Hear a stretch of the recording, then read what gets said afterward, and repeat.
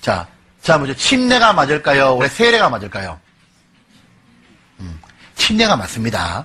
원래 침례라고 하는 건 뭐냐면은 베프티즘입니다. 침례는 장길 침자잖아요. 그러니까 물에 완전히 들어갔다 나오는 거고, 세례는 뿌릴 세자입니다. 뿌리는 겁니다.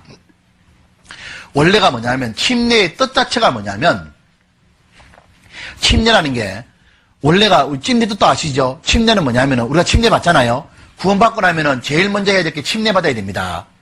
침례 안 받는 건 뭐가 똑같냐면은, 결혼했는데 결혼식 안 한 것 똑같아요. 찝찝하잖아요. 그러니까, 하나님이 해라 하는 의식 중에 침례와 성찬식이 있는데요.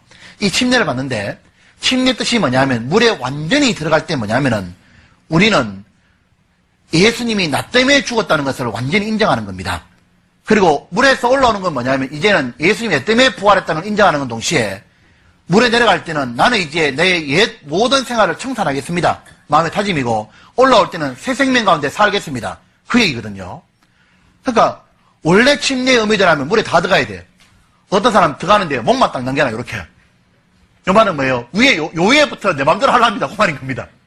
손과 발은 다 주님 뜻대로하지만 요거는 내 맘대로 하랍니다. 입은 내 맘대로 하겠다. 그 말이잖아요. 원래는 뭐예요?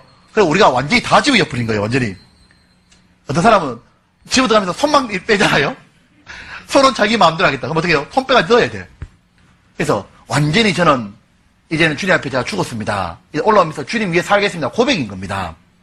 그래서 침례가 맞거든요. 그래서 예수님이 침례 받을 때 어떻게 했어요? 예수님이 침례 받을 때도 물에서 올라오심에 되어 있는 겁니다. 그러니까 물에서 올라왔다는 말은 들어갔다 나왔다 그 말이잖아요. 뿌리는 게 아니지요. 이디오피아 내시가 침례 받을 때도요. 어떻게 했냐면 물에서 올라갔어야 되어 있습니다. 그러니까 성경에 보면은 침례 줬다는 거 보면요. 연결되어 있는 문맥을 보면 다 물에 들어갔다 나오는 거예요. 그러면 세례라는 건 왜 나왔냐 그 말이에요. 그러면 또 유아 세례는 뭐냐 그 말인 겁니다. 이제 봅시다. 3페이지 2번. 또 이런 거 있잖아요. 뭐냐면은 유아 세례 받는 데가 또 있잖아요.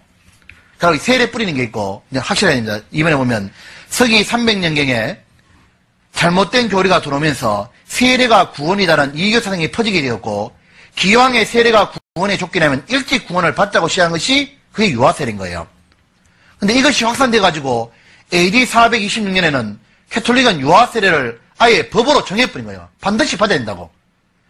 근데 아이가 출산하여 이마에 성수를 뿌려가지고 죄악을 씻는다고 믿는 거예요. 근데 이러한 사상이 어거스틴의 사상인데요. 어거스틴의 가장 영향을 많이 받은 사람이 칼빈인 겁니다. 칼빈이 장로교에 창시한 거예요. 그러니까 일부 교파에서는요. 칼빈에게 유인되어 오늘날 개신교 일부 교파에서는 유아세를 주고 있는 겁니다. 그렇잖아요. 자 보세요. 유아세라는 게 성경에 나와요 안 나와요? 없다니까. 근데 유아세를 왜 주냐고 말이에요. 요즘에 안 주잖아요. 많은 교파가. 왜냐하면은 유아세례라는 게 뭐냐면은요. 캐톨릭에서 성수불에 죄 씻는 의미를 했거든요. 근데 그거를요. 어거스틴이 받아들이고 칼빈도 받아들인 겁니다. 그러니까 칼빈이 영향을 받았던 그 장로교 쪽에서는요. 유아세례를 준다니까. 그런 의식이 그래 많은 거예요. 왠가 의식이. 알게요. 또 하나는요. 세례라는 게 어떻게 나왔냐면 콘스탄틴 황제가 죽고 날 때요. 그 다음에 그 시체에다가 이렇게 물을 뿌렸다는 겁니다. 그 다음부터 신하들도 뭐냐면 구원 안 받아도 무조건 물 뿌리는 거예요. 그냥 세례. 그래 그 다음부터는요. 이게 약식 세례가 돼가지고 그냥 뿌리는 겁니다. 제가 참 알게요. 제가 군대에 있을 때거든요. 군대 처음에 갔는데 군대 갔는데요. 이제 군대 가면은 이제 그 가잖아요. 그 훈련소에서 뭐 하느냐면은 이제 교회에서 이제 이렇게 그 오잖아요. 그 이제 군복 오시잖아요. 근데 지금도 기억나요. 성결교회 목사님이요.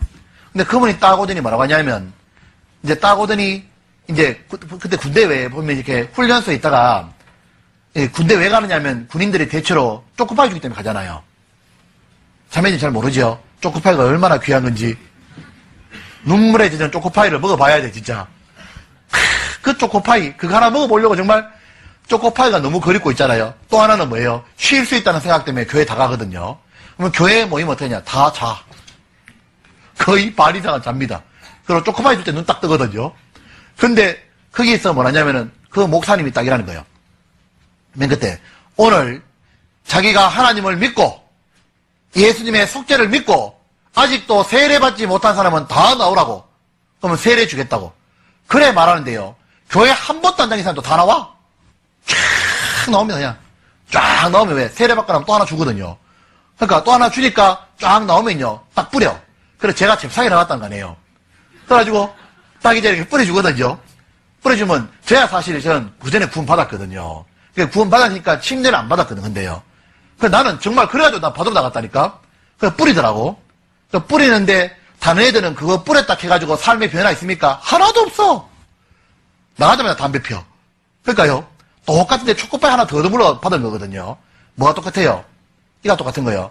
마른 죄인을 젖은 죄인으로 만들어 놓은 거예요, 그냥. 차이가 하나도 없는 겁니다.